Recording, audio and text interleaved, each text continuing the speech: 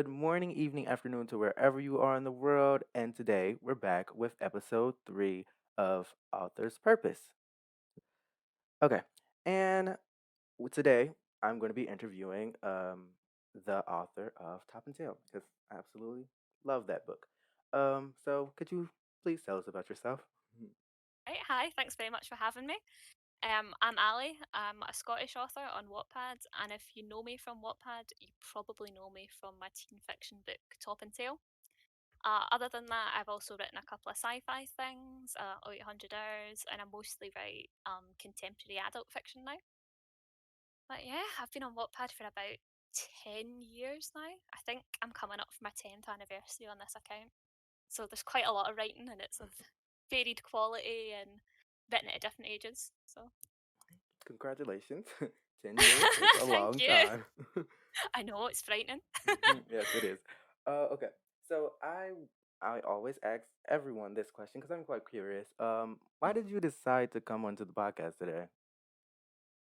Well, when you told me about, I mean, you told me about this after I'd already agreed, obviously, but your motivations for starting the podcast, I completely agree with them. I think that with the advent of the internet and sites like Wattpad and things like that, you normal people who maybe wouldn't have a chance to tell their story through publishing in a traditional sense are able to get their books out there, connect with other readers, and I think it's really cool to chat about that, normalize it, get people to realize that there's an incredible amount of stuff out there that you can access for free, and it's such a good way to like build your skills as an author.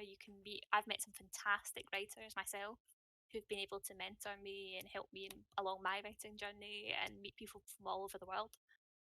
Mhm. So yeah, I'd like more people to get involved, come join us. Mhm. I totally agree. I don't know if I ever said this in a podcast episode before, but the main reason I really wanted to start this podcast because I am, believe it or not, a very busy person, and it's kind of hard to fit this into my schedule. But I'm gonna be more consistent from now on.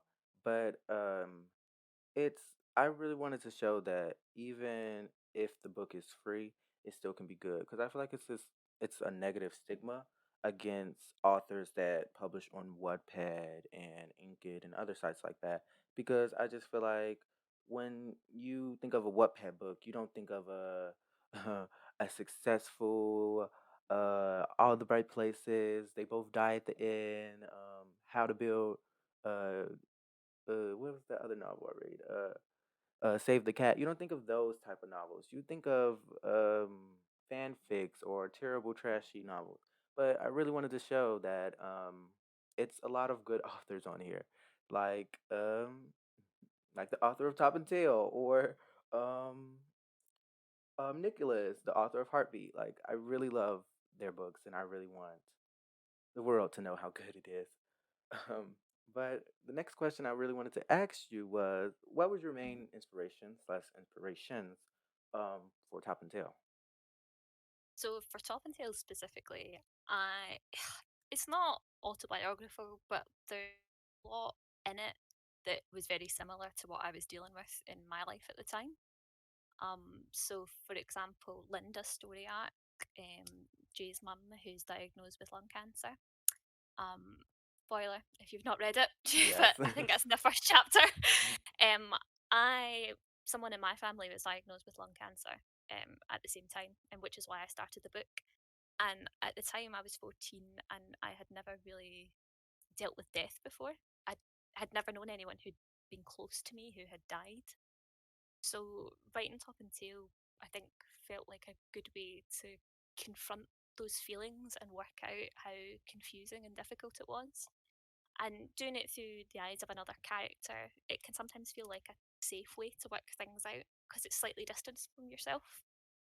Mhm, Other stuff that I was going through as well was uh, questioning my sexuality. I think that's probably quite obvious going through the book. mhm, And I was um, I was raised Catholic and I went to a Catholic school, and I was really struggling to reconcile, the faith with my emergent, feelings about my sexuality and with the fact that someone that I've known and loved and who, in my mind, had done everything right had ended up with cancer. So there's just a way of working through all of that, I think. Mhm.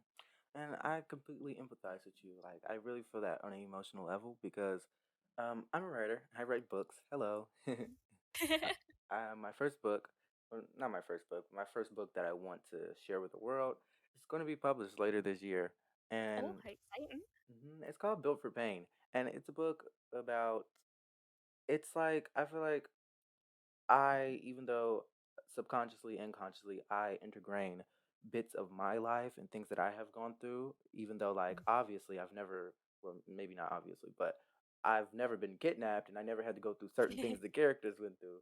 But, like, on an emotional level, it is, yeah, I definitely, like, use writing as a mask and as a coping mechanism. And I just want to draw that back to the first episode because the author of The Undergrounder, she literally said that writing is very therapeutic for authors and how we often use that as a not disguise, but as a way to show the world a different perspective because you only get to see one perspective throughout this world. You only can see yourself, but we use writing as a way to tell everybody our story. And then from the second episode from Nicholas, he even talks about how sometimes he's kind of scared when he puts out a new book, because he it makes him feel vulnerable because he puts a lot of his own emotions and experiences in the book that it he feels like he's exposing himself, and I totally feel that, and I feel like it's just a really cool thing that most authors can get that in their book because it's not easy opening up about experiences. Let me tell you that. Yeah. I think Mm, that's, writing can be cathartic because, as you say, it's not mm, easy to open up. Sometimes it's easier to work that into your book, and it's a way of exploring the mm, feelings and the possibilities, but without necessarily, as you say, experiencing it yourself. mm-hmm. And then sometimes we use writing as a way to not necessarily regret, but see what we would have done differently if we did this and this, or if this experience happened to us again, how could we grow from that? But on a weird side note that just crossed my mind, um, I think I actually mentioned you in my book. I know I mentioned some authors in my book because I it's some books that really have resonated with me, and I know that this book has resonated with me. But you know how you have your little in one of the beginning chapters, they go to the park and it's Allie was here. I think I have that Oh, in my Easter book. egg. Oh, do Mhm. you? I think I have Oh that in gosh, my I'm book. gonna need to look out for it. Mhm. I'm pretty sure I have that in my book as well because it's just this book is it really resonated with me because the characters and the experiences it felt real for me, at least.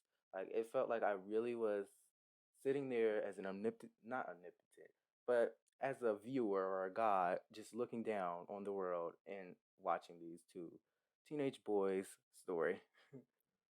um, the next question I want to ask you is more of a general question, and it's like, what is your writing process? Like, how do you write? Top and Tail's actually a kind of funny one because it's the book that made me realise that I'm a plotter.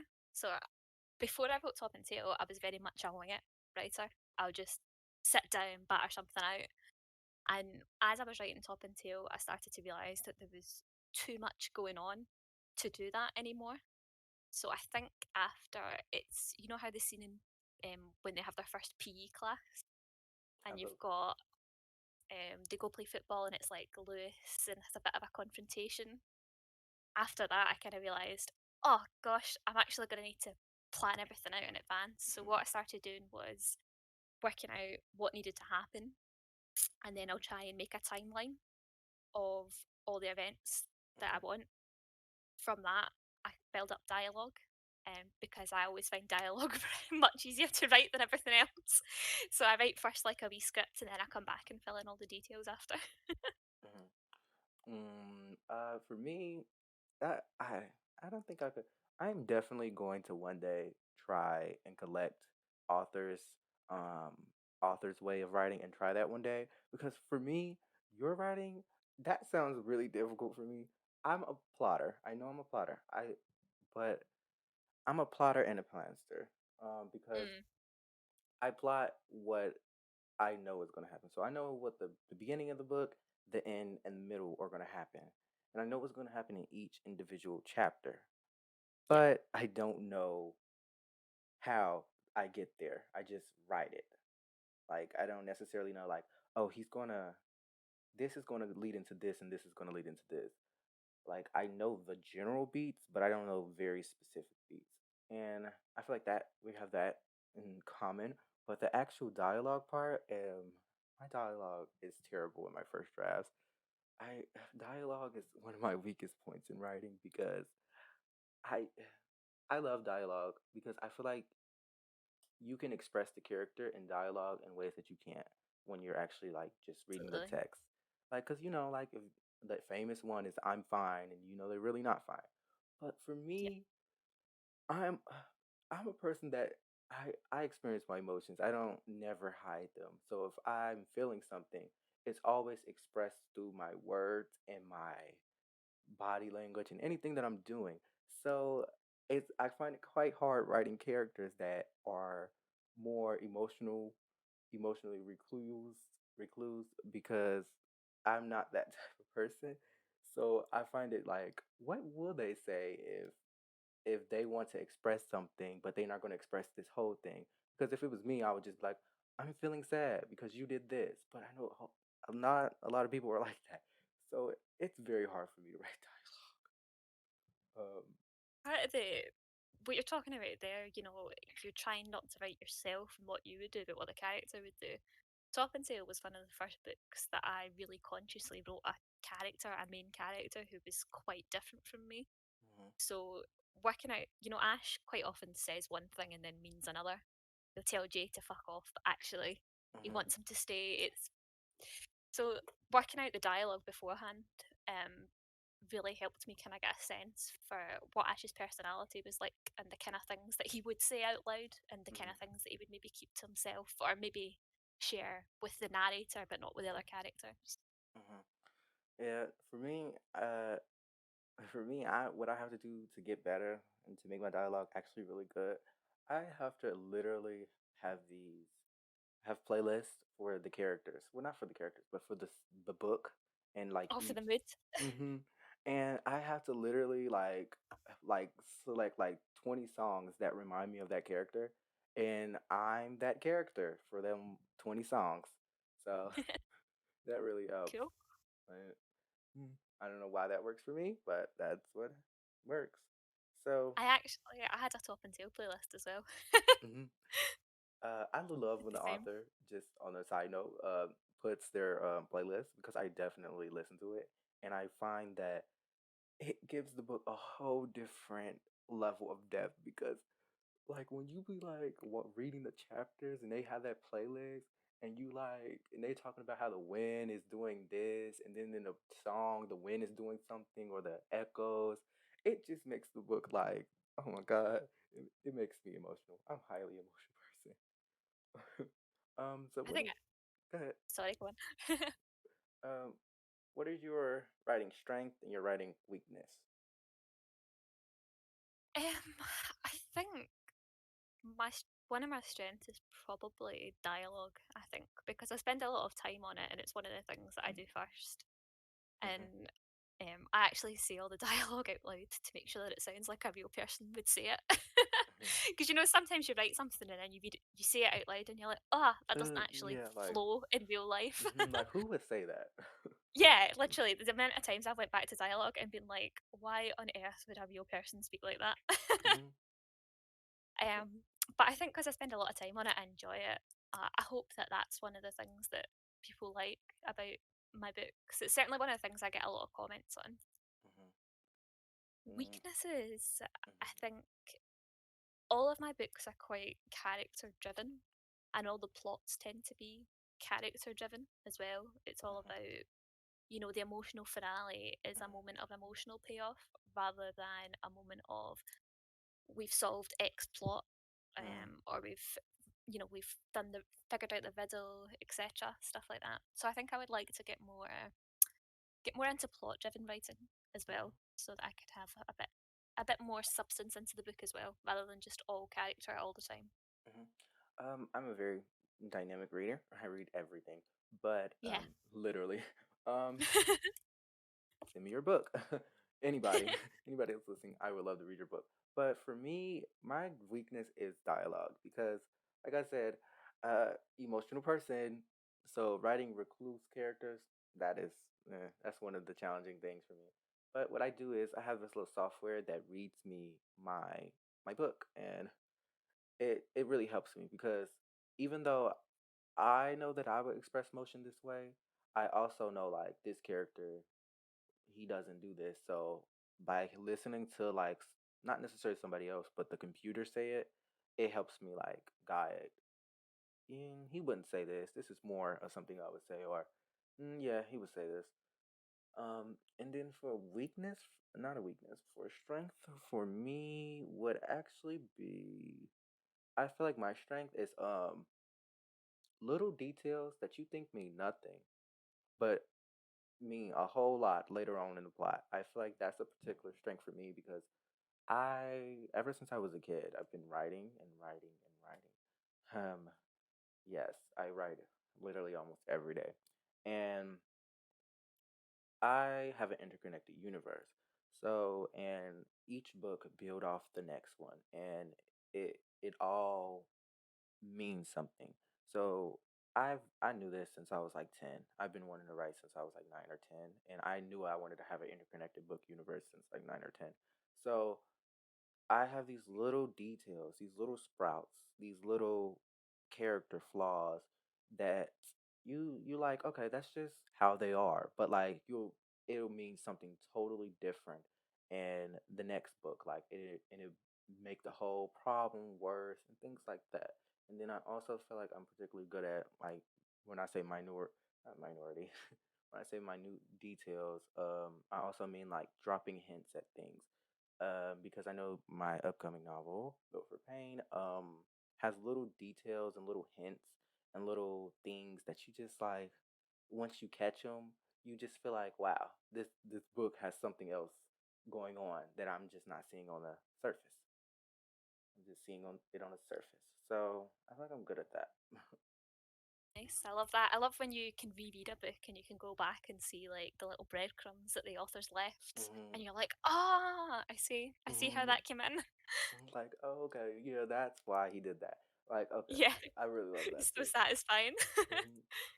Um, Okay, so this is a very interesting question that I just randomly came up with, and like I was just like what should I ask her? What do I want to ask her?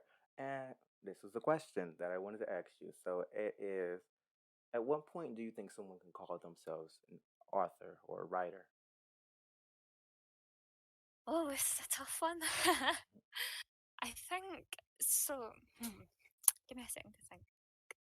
I think calling yourself a writer, particularly now, with the internet and all the rise of different types of writers that we've got, screenwriters, copywriters, technical writers, writers in the traditional sense, like authors. Mm-hmm, Saying that you're a writer can have so many different meanings and connotations. mm-hmm, I think, to be honest, even now, if someone asks me about myself, I don't normally lead with I'm a writer. I mm-hmm, would normally say I like to write. mm-hmm, But if someone asks, are you a writer? I would probably say yes. I mm-hmm, think, once you've got, if you sit down and you get words on the page, that makes you a writer. I don't think there's a professional mark, like when you start making money or when you sign to a publishing house or whatever. Maybe to say that you're an author is a career, a different story, but to call yourself a writer, I think you just need to be someone who writes. mm-hmm. I actually really agree with you because um, the thing that I think is uh, the point where you can say that you're a writer is when you literally write something. It doesn't have to be I finished a book or I finished a page or I completed NaNoWriMo or I did this. It's just when you put your words onto the paper, whether that be for academic purposes or self-indulgence. Like when you put the words on the paper, you're a writer. Welcome to the club. Yeah. Yeah, completely. I think that's why places like Wattpad are so good because there's a lot of people who are writers that never share their work with anyone, and Mhm, there's loads of amazing undiscovered works out there that are just sitting in people's notebooks or hard drives. mhm, When you've got a place like Wattpad, you can just put it up and anyone can read it. It's mhm, so cool. mhm. I really, yep, I like that. Let's see. Okay, so I want to know specifically, how do you develop your plotting characters? So for the character, I normally have a rough idea of the plot and a rough idea of the character. uh, bef- I don't do one completely before the other. I think it's impossible because you never know how your character is going to affect your plot. And you know Mhm, how sometimes when you develop the character, they end up taking on like a personality or a trait that you didn't anticipate at the start, mhm, and you have to write around it. mhm, So normally for the characters, I'll sit down and I have a template where I'll work out their backstory, what they look like, what their quirks are, mhm, um, and I also have like little note cards where I go into every character's relationship with every other character in the book. It's like a mhm. horrible spider web. It looks really unorganized, but I know where everything is. So that's a good thing to do, I think, because sometimes you write loads and it ends up those two characters barely cross paths, but knowing how they feel about each other makes it a lot easier when you're writing to have that kind of woven in subtly into the plot and the background and the way that everyone else interacts around them. Mhm, For the plot, normally what I do is I've already said I put it all in a timeline and I write down the arcs that I want to happen within the book. So mhm, within Top and Sale, for example, there's Ash's sexuality arc, mhm, there's the arc with his parents, there's the arc with Linda. mhm, So I try and put them all together and figure out how I can get these arcs connected and how they make a difference to each other, basically. Try mhm, and weave it all together and make sure I've got most of the loose ends tied up. mhm. Um, I don't know what I do because, like I said, I've been writing since I've had these ideas in my head since I was 10. So like, um, I already know like what these characters do and how this affects this, and this character turned in reborn into this character, and like, so I would really have to, like, take a new fresh idea in my head and plan that out. But until I do that, I can't say I agree or disagree. Um, Testing. go ahead. So do you mainly have are, are these the characters that you've had in your head since childhood? Yes. Um, uh, Cool. okay, so like I have this notebook, well, notebooks, and they literally have some my terrible handwriting when I was younger. And they just have literal the characters, and what I think they would be like, and if this person was in real life, what would they do? How would I react to them? Because if you consider how would you react to them, it's it's good because it would be more like how like your audience would react to them rather than other characters, and Mhm. like things like that. And I have this little notebook and I really like it. Notebooks, and these notebooks literally, it's like 40 or 50 books in in those notebooks, and those are the books that I want to write because they, even to this day, they still interest me and I still want to write them. So now that I finally have time on my hands, I can sit down and write them. So I guess when 10-year-old, 11-year-old, 12-year-old me decided and started planning out how these books affect each other, and this one builds off of this one, and this order and this order, I guess I can say that the ideas kind of flow themselves. Like, you know how when we're inspired when we're writing, we can just write Mhm. that whole chapter right there. But when we're not as inspired, we have to like, let's write this paragraph and then go take a break and do that. I guess I was just so inspired at that point that it just all clicked together. Hmm. So that just happens though. Like you've been in the middle of something, you have like the proverbial light bulb moment. Mhm. Yeah, I guess that's what happened to me. So thanks. Thanks, 10-year-old me. Um, what is one thing that changed between the first draft and your final draft of your novel, and why did you change it?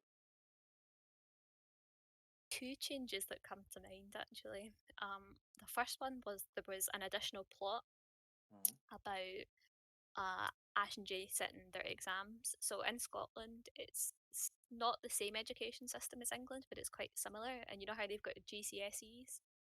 We at the time had a thing called standard grades. It's now called something else. I was the last year to do them because I'm old now. But Mm-hmm.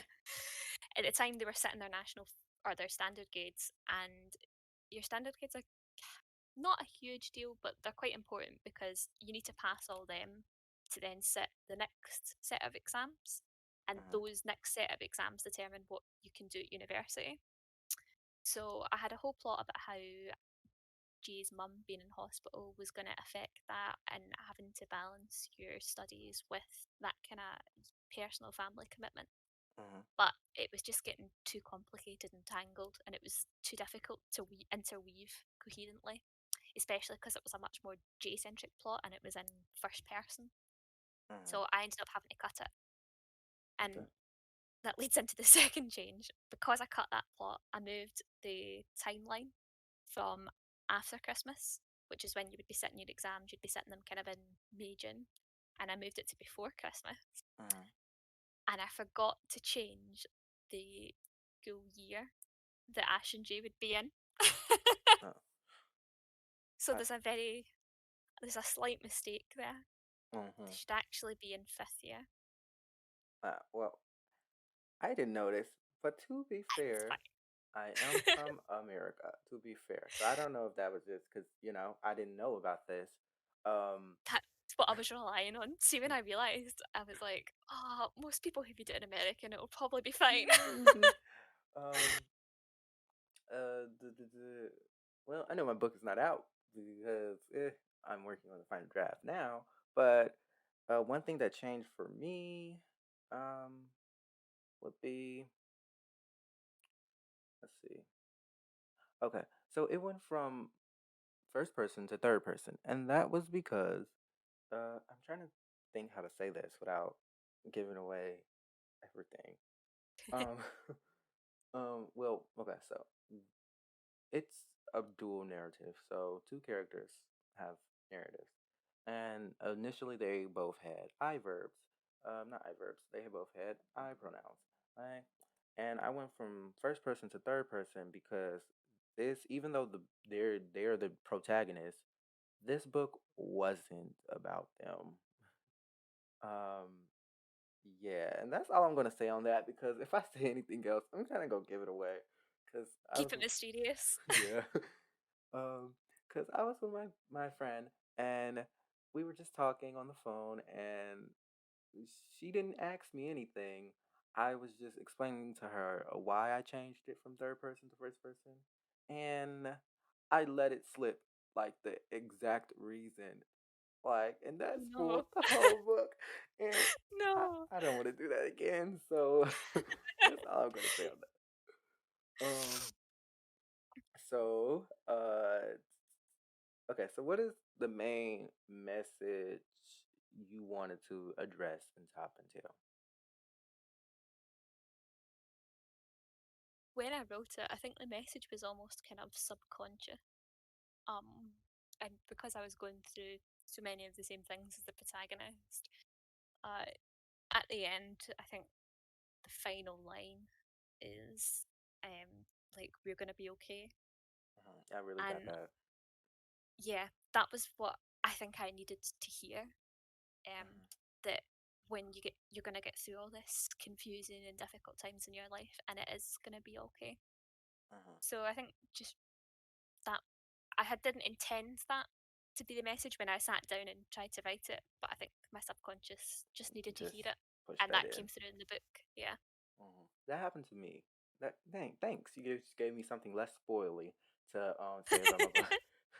Yes, that exact thing happened to me where I was reviewing the first draft, and subconsciously I kept putting on this message.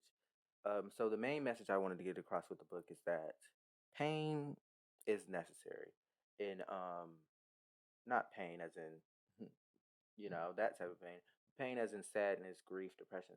And the main message I wanted to get across with that book is that pain is a good thing, because without pain we would never truly appreciate what we have. But I kept subconsciously pushing a different message onto the book, which I can't say, but eventually I just gave in and literally just was like, you know what, tag along, and had to restructure the plot around that as well. And um, I really, I really got the we're going to be okay, because I honestly, wholeheartedly, when I was reading this, did not think Jay's mother was going to die. Like, I really didn't, because I don't. Most books that I read, not most books, but books that I recently read around your book, is Mhm. they were just all so happy, like so happy ending, protagonist solves everything, love prevails.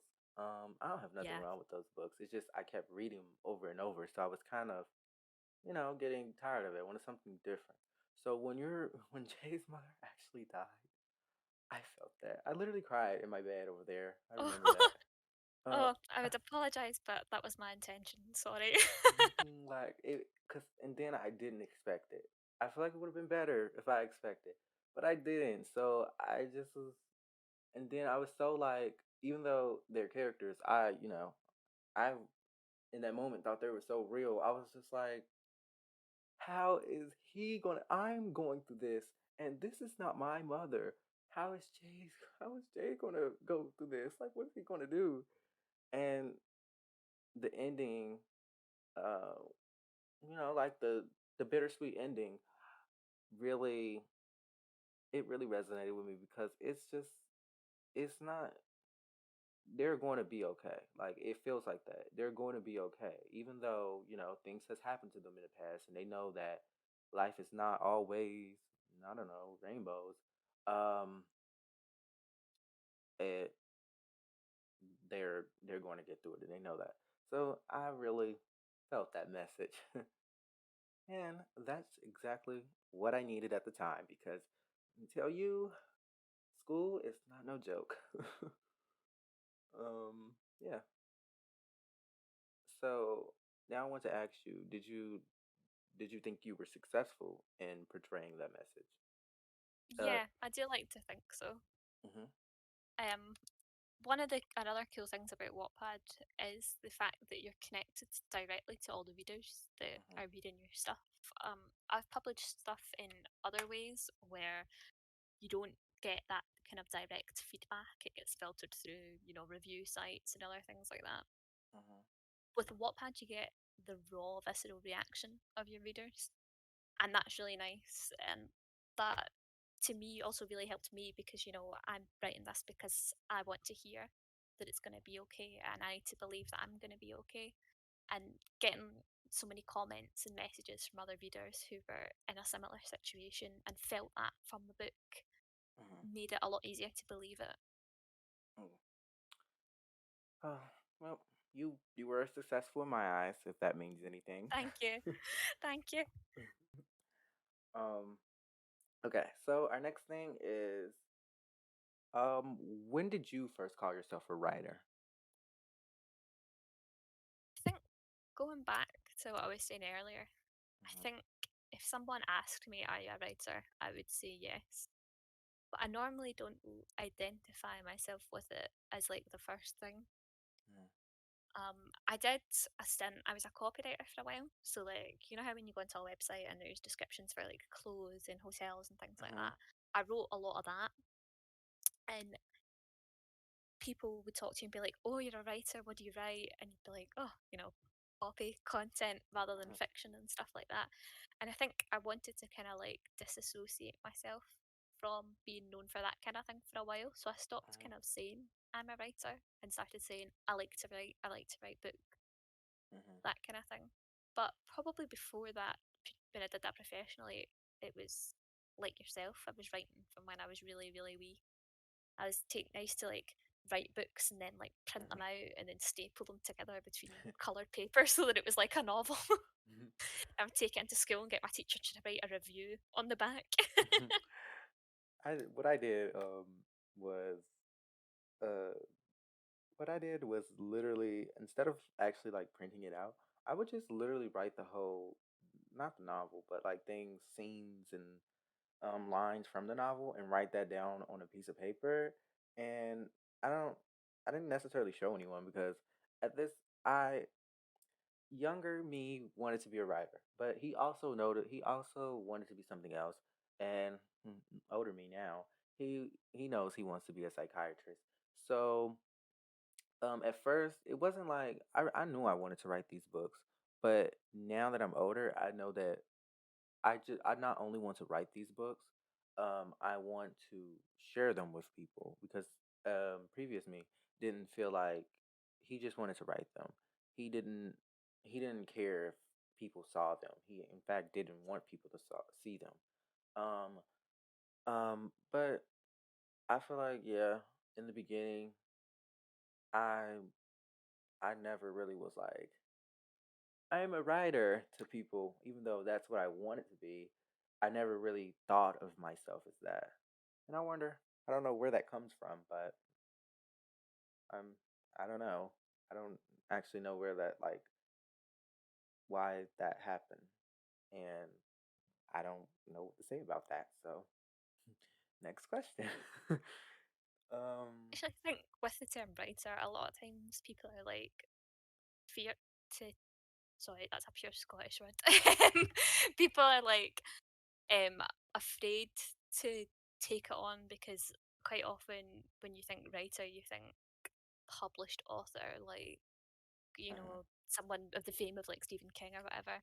mhm, And a lot of what it entails puts a lot of pressure on you. I think mhm, people don't think of it as I'm a writer, someone who writes. You mhm, think of all the entrappings of it as professionally, which is a shame, really, because as we discussed before, we're all writers. yeah, yeah. I can definitely see that. So let's move on to the next question. Um, I want to know what. No, I want to know why does being an author matter to you? I think being an author and writing books is something that I've just always felt the need to do. Mm-hmm. And it would be great if I could do this as my career and make money off it and just spend all my time writing books. But I have another career that's more stable Uh-huh. and traditional and that sort of thing. And I still write, even though I've got that, Uh-huh. because there's a kind of need to do it. You want to get your thoughts out of your head, you want to explore things and work through things through the lens of different characters. And more than that, you also want to experience things that you maybe necessarily wouldn't experience in your life. You're saying earlier you've not necessarily been kidnapped, but you've experienced it through your writing Uh-huh. and through another character. That's Uh-huh. cool. And I also like the connection that you have with other people when you write, you read their writing and they read your writing. I Uh-huh. think it's quite, you expose yourself when you write, whether you want to or not. You do always kind of, there's always a bit of yourself in what you put out there. And it's really gratifying and you can form a really intimate bond with people Uh-huh. when you've shared that. I think that's really awesome. I would really miss doing, sharing my writing and Uh-huh. the experiences doing if I wasn't an author as well. Yeah, I completely understand because I feel like um being an author or writer or whatever you may call it, it's a part of me. Like even if I like sometimes I hate it that it's a part of me because Oh, sometimes of course. because sometimes you're just like I want to drop everything right now and write. And Yep. Later. life is not like that. You can't just No, drop everything. Um, no. and some and a big part of writing for me too is the connections I make. Like I'm here literally talking about writing. Um, Yeah. So I just yeah, I feel like if I just suddenly stop writing or being an author, I would lose a big part of myself. Yeah, it feels like it's kind of like a core part of you, doesn't it? Mm, like it's just like you like it's yeah definitely a core part of you. It's not like your entire identity, but like it's definitely something like you wouldn't be like, oh, I can't write anymore. I can't live anymore. It's it. I just think it's like you know, how multiple things add up to your personality, and if one of those Yeah, disappears, you're not going to be like completely helpless. It's just you're not going to be you. Let's see. Um. So I want to know what changed about your writing process from your first book to one of your next books or your current work in progress, if you have one. okay. So I mean, right, obviously, right away, the first big one was plotting much more.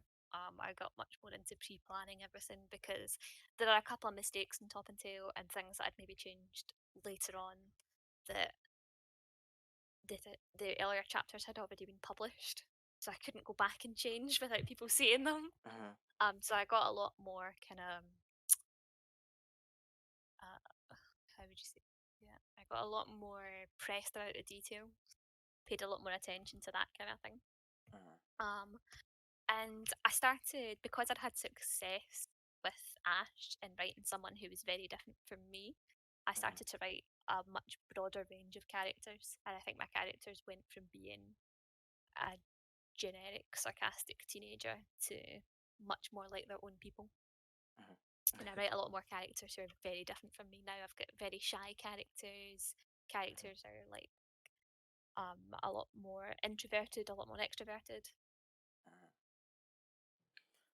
Well, I'm probably going to definitely like I hope we have a good experience today so that I'm probably going to read another one of your books and and if I like it, which I probably will, um I would love to have you back here cuz it's just you're a very inspiring person. Okay? That's what I'm going to say. I would love to be back. I'd really love just to talk about writing and books. I really like meta. So Mhm. Okay, so let me ask you um can you give me some insight on your two protagonists' mindset as they go through their like any problem that they have? mm, okay. So I think one of the things that people associate with Jay is that he's a worrier. He's quite a shy, retiring person. Uh-huh. But I actually think Ash is a bigger worrier. He just worries in a different way. Because if like when you listen to Ash talk, because obviously the book's in first person, so we're privy to a lot of his kind of like inner um he's always thinking of the worst case scenario. Like he's always thinking about how his mum and dad are going to be completely disappointed in him with his sexuality. He's always really worried that when they go out on the date, that people are going to be looking at them weird. Uh-huh. When him and Jay have a bit of a fallout, he's really worried that he's just blown it forever. There's no chance of redemption for him. Whereas Jay, I think, is actually a bit more calm and collected with that kind of thing. Uh-huh. Um, when he wants something, he doesn't really have a problem with kind of letting you know if it's something he really wants. Uh-huh. Like he was the one who kind of went in, did the first kiss. He's got no problem being assertive with Lewis at the start when Lewis is trying to kind of poach him to be his pal. Uh-huh. So I think Jay probably approaches things a bit more methodically than Ash, whereas Ash kind of gets swept up by his emotions when he's dealing with problems. But he's 15, so that's kind of just Uh-huh. that's what being 15 is like, isn't it? Mm. Do me recalculating my brain. Okay. Um. Okay. So I want to know if you want to share. Do you have any unfinished projects, books, anything like that? Like maybe a synopsis, maybe. And do you ever plan on finishing them? Yeah, I've got a few. So my current work in progress that's on Wattpad, I think I've got two. I've Mhm. got 448 Sunrise, which is a sequel to 0800 Hours. Mhm. And it's about, I think I will keep the synopsis for that one because if you've not read the first one, it's a huge spoiler for the ending. But it's a science fiction post dystopian. Actually, it about a pandemic. Um, but I Yeah. wrote that before Okay. all of COVID kicked off. I know. If I'd known, I probably would have changed quite a few things about it. But here we are. The other book that I've got on Wattpad is called No One Likes Monday. Yeah, I And saw it's that. about a character called Monday Starzyński, who is a Polish immigrant in the UK.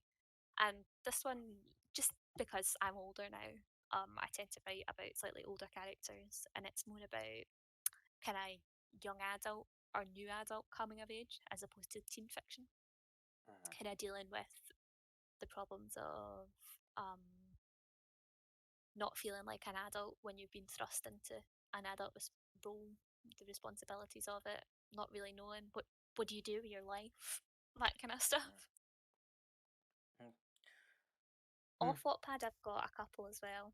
I've got a fantasy book in the works actually. I've never posted fantasy on my account, so I hope people are interested. I am me raising my hand now. That one's about a boy who dies, and the Grim Reaper that he meets immediately brings him back to life because he wasn't scheduled to die. And there's been a lot of people who have been dying off of schedule, and he's the first one that the Grim Reaper's caught. Mhm. So they're now going to investigate what's happening in the kind of underworld to cause this. Interesting. Very interesting. I like that. Title? Could we know the title perhaps? The working title is And They Say Romance is Dead. Oh. Interesting. Mm, I'll be there. Um, let us see. Okay. So I really like your cover. I don't know why I didn't remember that, but your cover and Thank you. you're welcome. And I feel like that's a major part where that's a major part of a book. Like your cover is the thing that makes people want to read your book. If but if you had a bad cover, they're not going to read your synopsis. Therefore, they're not going to get in your book. So I Yeah. really was drawn to your cover. Um, and I want to know like why did you decide on this cover and what was your process of making this cover? So with the top and tail cover, I actually drew that one. Really? Um, Like, and it's kind of reminiscent of the covers of books that I liked growing up. When I read teen fiction and contemporary fiction and stuff like that, kind of John Green, um, those kind of authors, it's all illustrated covers. And I like that. I like the simplicity of illustrated covers as well, because it lets you kind of project the finer details of what you imagine a character to look like in your head. mhm, I prefer that to having a photograph on the mhm, cover that's kind of definitive. Um, for top and tail, I thought I should spend a lot of time sitting on that bed. It's very important, to their yeah. relationship because they spend a lot of time and they have really kind of soul bearing conversations when they're in that position. So I thought that representing that on the cover would be a good way to kind of show how their relationship develops throughout the book. Mhm. Well, I did not expect you to actually draw that. You draw really well. I can't draw. No, I used a reference, Oh. um, but I quite liked like Ash's posture's a bit vulnerable. He's Mhm, kind of drawn into himself, and Jay's a wee bit more relaxed, a wee bit more open. mhm. Nope, it worked. Okay, so our next question will be how how do you balance your personal life and your writing life, I guess? Oh, with great difficulty. It's been easy. That's one of the things that has been easier with COVID because you're spending a lot more time, in Definitely. your house. In Hmm. Scotland in particular, we're on like full lockdown. My area just now, like nothing's open apart from supermarkets and essential services, and it's been that way for quite a while. Mhm. Before that, I was really just writing any chance I could get. When I was going to uni full time, I used to have a notebook in my bag, and whenever we had a spare minute, like I was on the bus to campus, I would be writing, or if we were in between two lectures and we were waiting for a lecturer to show up, I should have been going over my engineering notes, but I was writing. Mhm. So it was just when you're really busy like that, it was just squeezing out a bit of time whenever you could. 5 minutes here, 5 minutes Mhm. there. It all adds up. Mhm. Okay. I'm, I don't have anything to add. I'm just taking it all in. Okay, let us move on to the next question then. Um, well, I guess I can add something. So I just, I keep agreeing with you. I don't really have nothing to add to We just that have too because, much in common. um, yeah, like it's difficult for me too because like you have them papers, them literal 10 page, 13 hmm page, 6 page papers, and it's very tiring. Like, but you still have this like part of you that it's just like I want to write. Get up right now. I don't care if you're exhausted. Go write. And Yeah. yeah, and it's just a very similar experience for me too.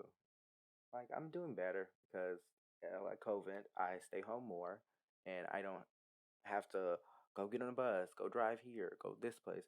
Um, so I have a lot more time to just have a schedule.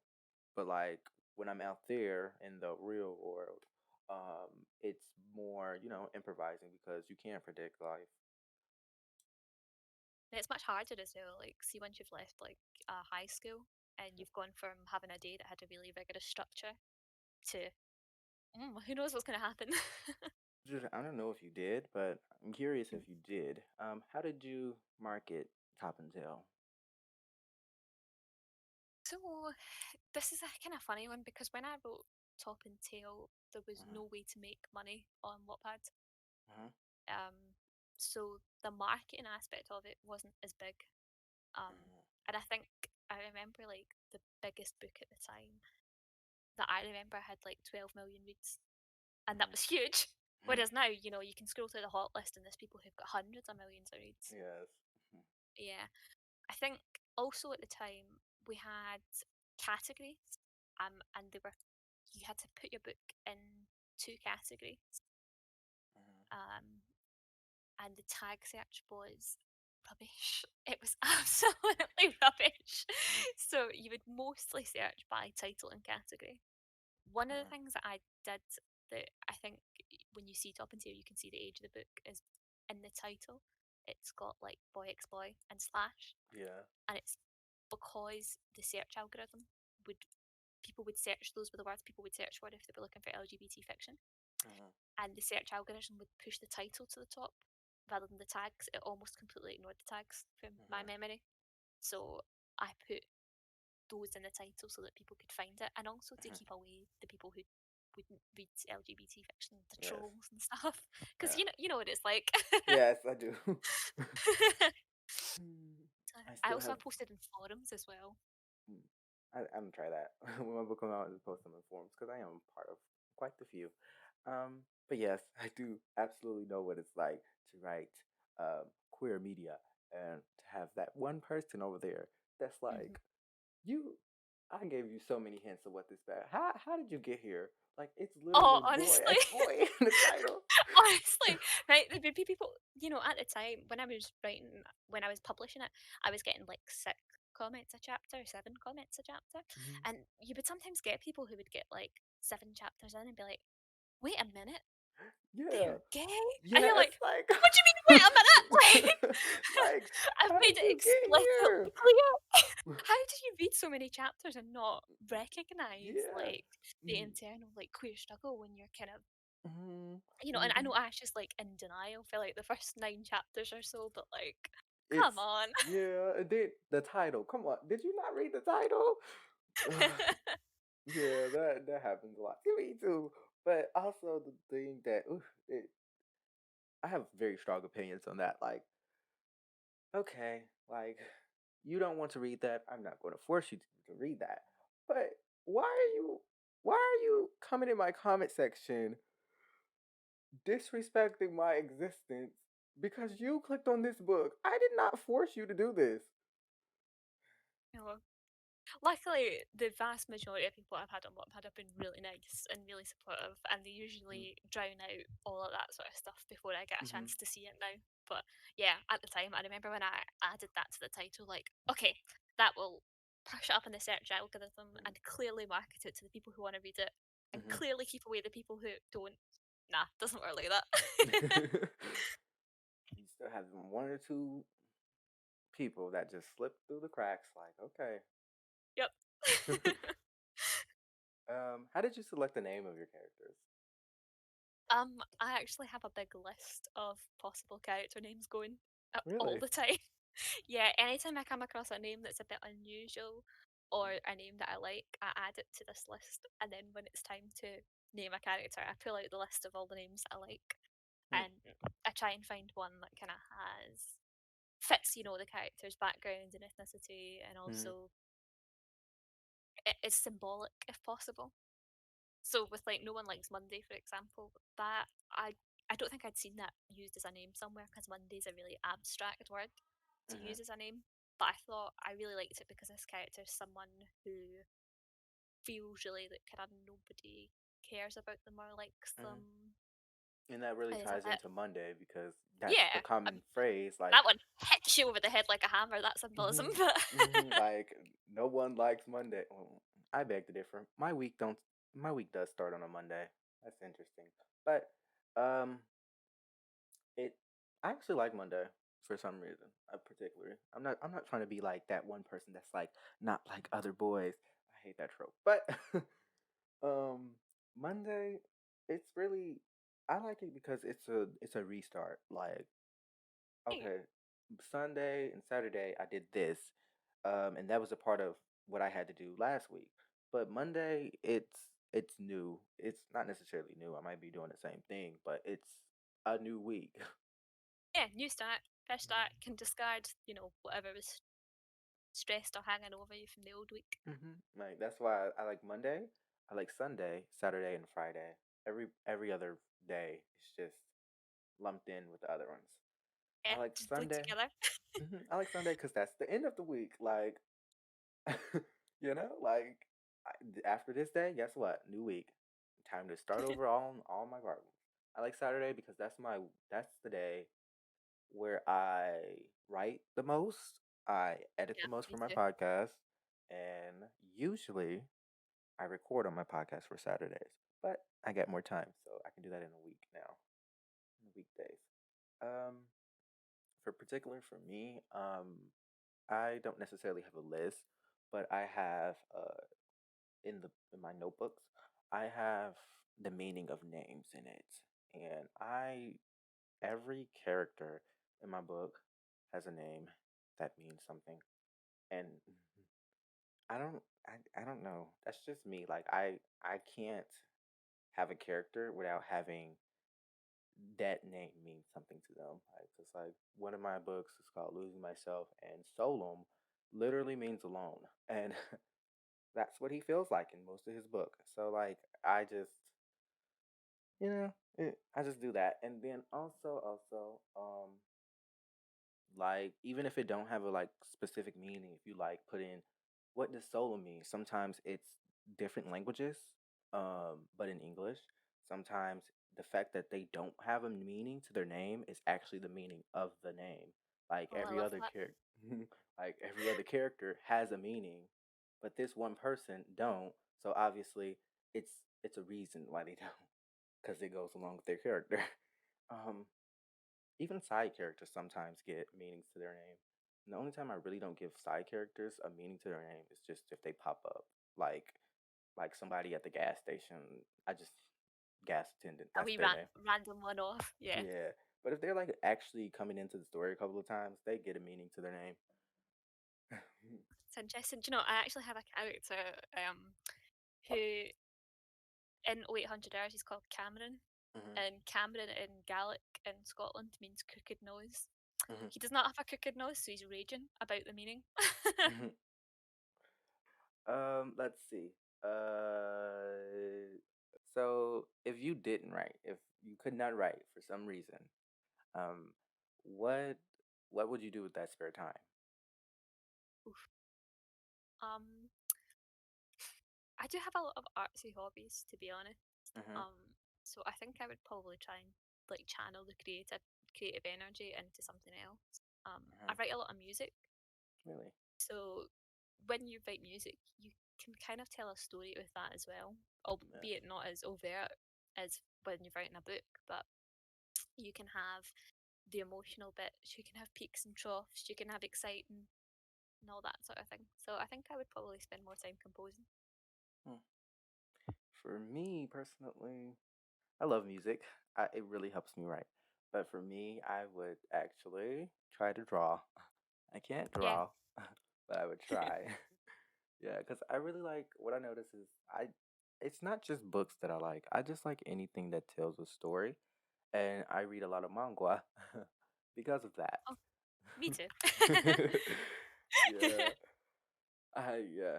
So like I would try to instead of writing books with words, I would try to draw pictures to make up for that. Yeah. Tell the story in another way. hmm Um. Okay. So this is a bit of a personal question, but what characters in your books are most similar to you or other people you know, and how has this affected you writing them? Ah, okay. So this is another thing that I do in the little notebook that comes with me everywhere.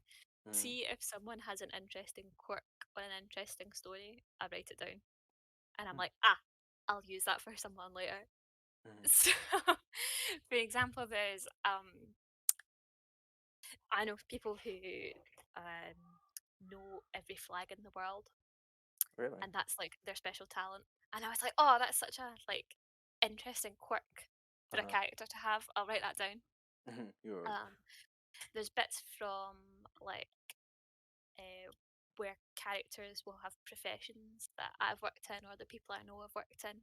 Mhm. Just because that's easier to fill out realistically if you know a wee bit about it than it is to give them a job that I don't really have any exposure to, like, Mhm. don't know, skydiving instructor, for example. I don't really know anything about that, but I know a lot more about being a salesman or a parcel sorter or, other things like that. Mhm. I think Uh Ash oh. is probably the most similar to me Mhm. because that book was in the first person and it was the first one that I'd written where I had was trying out a character who was different, which sounds kind of contradictory, but you still end up inadvertently putting in parts of your personality into Yeah. the book. Yeah. And Yeah. That makes sense. I was quite like, because we were going through similar things, you Mhm. do just end up kind of subconsciously embedding bits of you. I'm quite sarcastic, but I'm nowhere near as sarcastic as Ash. Um, there's a lot of times that I would be writing something, I'd be like, "Oh my god, I would die if I said that out loud." Hmm. But we do have other things in common, um, and how we approach things. Yes, I think that happens in all of the protagonists, but there's bits of you in all of them. It's just different bits. So what not what? How long does it actually take you to write a book? So now it takes me a lot longer because I've got like other responsibilities, the joys of Mhm. adulthood. Mhm. I wrote Top and Tail from July 2011 to October 2011, That's actually really quick. and I have never battered out anything that quickly again. uh, I really can't do that. That's yeah, and it's such a good book. Oh my god. I You don't know know, how the hell I did that, to be honest. that really this keeps happening to me. Like the previously Nicholas, he wrote his first book and it was Heartbeat. And I just how do you do that? Like how like, oh wow. How do you I just that breaks my mind. Just Oh like if no, I someone, don't know what I was doing 10 years ago, but phew, mm, I wish I could get that back. and then like when I be hearing stories and authors that write books in a whole books in months, like I just that really confuses me. Like how? Nah, now it takes me much closer to the year mark or a year and a couple of months to be honest. By the time I've like combed through it and I'm satisfied with the final draft. And Mm, like us. Okay, so if you could meet one of your characters, what would you say to them?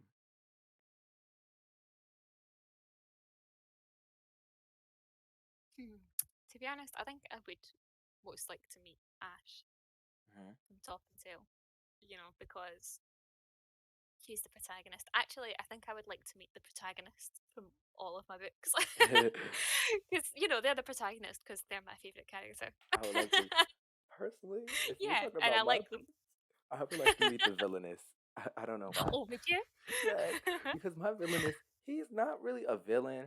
It's just he knows too much. Oh. What would I say? I think, to be honest, with Ash, I think he just needs someone to, like, give him a hug, Mhm, tell him it's alright, he's mhm, gonna be fine, he can do it, the way you are is fine. mhm. That's what I would if I was to be Ash. That's what I would say. Like Yeah, I think that's what he needs. like life goes on. You're gonna be okay. Just keep going. Yeah. Yeah. But for me personally, my books, the protagonist is interesting, but the villain in this particular book is the protagonist. I don't. Can I say that? Oh my god, I'm getting spoily. So let me just keep going. uh, if okay, so what is something unique only to your writing style? Fun, isn't it? I like to think that my characters are quite kind of localized. You know what I mean? I noticed on this is more kind of answering it from the perspective of on Wattpad, but on Wattpad, almost everything is written like in set in the states. And when I Hmm. started writing on my first account, I set my books in the states as well because it kind of felt like you had to get people to pick it up and read it and be familiar with it. Um, but I think part of the reason maybe Top and Tail picked up a lot of interest is because it was set somewhere else and the characters had a kind of unique way of speaking. Hmm. And I think Ash is someone who's quite an interesting character to write from that point of view because he quite often says something that he doesn't mean to hide how he really feels. Hmm. So if you just look at the things he says, you probably get a different impression of how he actually feels when Yeah. you look at his body language or the way he reacts to other things. Hmm. I'm actually trying to write a character similar to that, but instead of meaning like the opposite, what if he say he just copes with hiding his emotions by making deals because he feel like Um, a deal is strictly business. It's not business, but a deal is you don't have to put your emotions into a deal. It's just this person said this person said this. You have to do with this person. Like it's no room for wigglement. You don't. If you have a deal, it's just a deal. You just gotta go through with what you have to go through. Like, Makes it professional, removes the kind of emotional vulnerability. like he doesn't like that, so he copes with deals. Like, oh, okay, let's make this deal, and the deals are often one sided, and that's why I try to make it seem like even though he likes to remove him emotionally, him remove himself from the situation, he also is like a very emotional person because his deals always favor that person. It doesn't never favor himself. It's almost always completely one sided. Like he makes a deal so many times in the book, and it's like, what do you get out of this? Hey, what you doing? But I feel like that is just he gets the actual not having to be openly vulnerable. That's what he gets out of the deal, even though it's not in his favor. Okay, I like that. thanks. So, if you were to make a spin-off with one of your side characters, which side character Um, would it be? Okay. So the most commonly requested one is, of course, a side story with Lee and Lewis and how they get together and their relationship beforehand. Because obviously, by the time they enter the storyline, there's obviously been a bit of like, will they, won't they, on their part that Mhm. Ash hasn't been privy to, so it's not in the narrative. Mhm. That being said, I don't think they're who I would pick. I think I would be more interested in writing about um I kind of would I would Jay want to see. beforehand. I Yeah, actually I wanted to see a side story with Jay's mom and how his childhood was. That's what I wanted to see. that's But actually what I think I would like to write more because his dad's quite a mysterious character, and hmm for Jay to end up so kind of like shy and I think that hmm would be that's that I more really wanted fun. to see Jay's childhood and his mother, how she was. Like I just Yeah, really wanted to see that. yeah, Uh, because we don't really get to see a lot of that. Because obviously you're from mhm. Ash's perspective, so you're Yeah, kind of limited to what he he physically feels. sees. He Yeah. only sees Linda when she's ill. I think it would be cool hmm to explore, what she was like beforehand, because you know that she was a strong swimmer, and she was friends with hmm Ash and Jay's Ash's mum and dad. Sorry. hmm And then she's got her whole romance that didn't work out with Jay's dad. I think that would be a more up the alley of what I would like to write. Yeah, I would love to see that. What was your hardest scene to write in Top and Tail? Oh, um, Linda's death. I guessed Uh, it. yeah. So, the person in my family that had inspired that plotline Mhm. died 1 month after I posted the final chapter, and I, we. yeah, I'm sorry. Oh no, it's okay. It happens. Yeah, that is It's what the true. book's about, I suppose. But because we kind of knew that was coming, and I naturally the book got to that point around that time that was really difficult to write, and I Mhm. particularly the scene where Ash, who's someone who's kind of fallen away from his religion, Mhm. turns back to it to get comfort at that one moment. Mhm. That was that went through a lot of rewrites because it's such a kind of personal, controversial thing. Religion, I was never going to be able to write a version of that scene that makes everyone happy.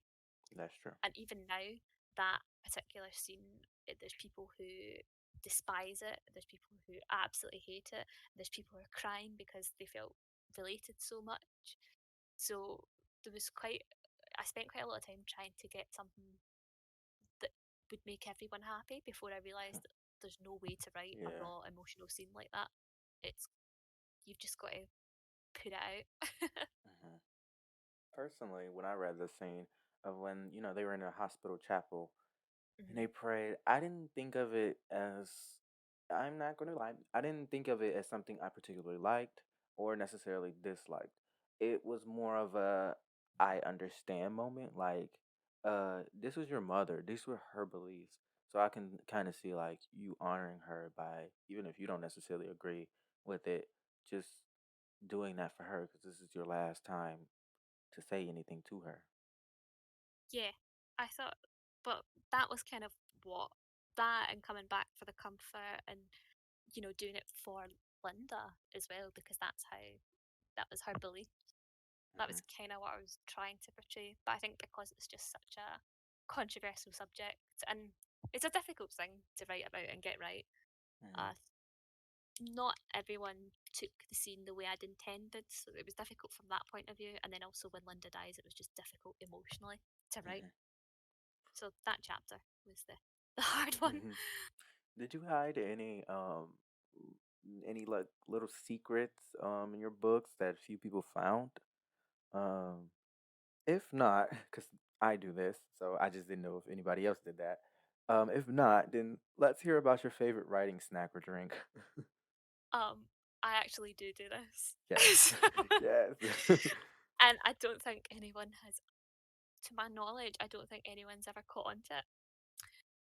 But see all of my contemporary books, so any book hmm that's, like in real life, hmm they all exist within the same universe and Ooh. characters pop up from other books, but Hmm. they're not necessarily named, they're quite often just someone in passing. So Interesting. in Top and Tail, the book that the character's from isn't online anymore because I took it down to edit it. But there was a book that I had up for many years called Growing Up Rough, Mm, and the protagonist's little brother is the blonde boy who cries on the bus, int- the eh, Ash and Jay kind of comfort, or Ash comforts really. So he's just a very like subtle, yeah, it's very subtle, but like if you surprise actually character. see that on your own, it's gonna make you see, like it's gonna make the book way more wow. Like that's yeah, that's very Yeah, it's more obvious with some other ones, but I'll let I'll keep those quiet just in case anyone else wants to yeah. figure some other ones out. But I live for the day someone messages me and is like, "Is this character?" Yeah. Let's see. Um, this is actually our final question, which is strange. But what future projects can we expect? And what are your plans for your work in progress? Like, how long can we expect you here on Wattpad? Like, give us like some things that you plan to do after this podcast. Well, I've been on Wattpad for 10 years. Probably Uh, be here for the next 10, at least. Um, I'm working on No One Likes Monday and 448 Sunrise and They Say Romance is Dead, which I've already covered earlier on in the podcast.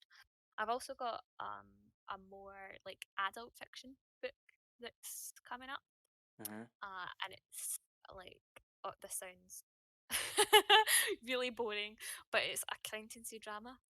So it's inter-office relationship, mm-hmm, fraud, mm-hmm, dealing with relationships as an adult more so than from the kind of young adult and teen perspective. mm-hmm.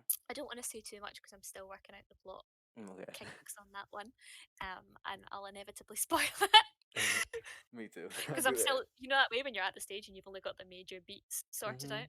So Yeah, so it's kind of difficult to tell you like little details that's not going to give you too much because you only know the big details. yeah, totally. So probably once those are complete, be on the lookout for more kind of adult fiction set in kind of offices and the adult world. Mhm. Well, thanks very much for having me. It was really nice talking to you. So I was actually very nervous. I'm always nervous. Like it's not just her. I'm just always nervous before I meet an author. But you are honestly a really good person. And I Oh no, you really were love so easy to talk to as well. Thank you. Thank you. I really love your book. And yeah, and I hope you have more success in the future and I'm most probably definitely going to read your next novel.